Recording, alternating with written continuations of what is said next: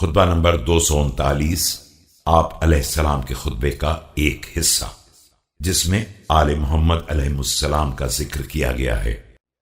بسم اللہ الرحمن الرحیم۔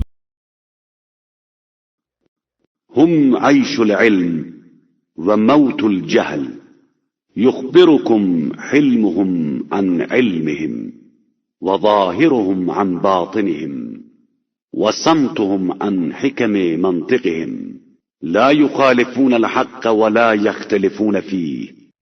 یہ لوگ علم کی زندگی اور جہالت کی موت ہیں۔ ان کا حلم ان کے علم سے اور ان کا ظاہر ان کے باطن سے اور ان کی خاموشی ان کے کلام سے باخبر کرتی ہے۔ یہ نہ حق کی مخالفت کرتے ہیں اور نہ حق کے بارے میں کوئی اختلاف کرتے ہیں۔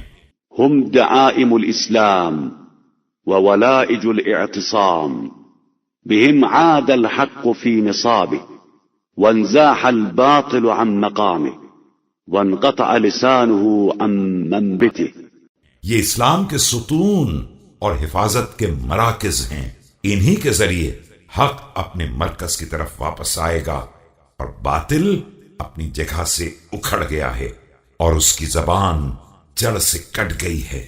عقل الدین عقل وعایت ورعایہ لا عقل سماع ورواية، فإن رواة العلم كثير ورعاته قليل۔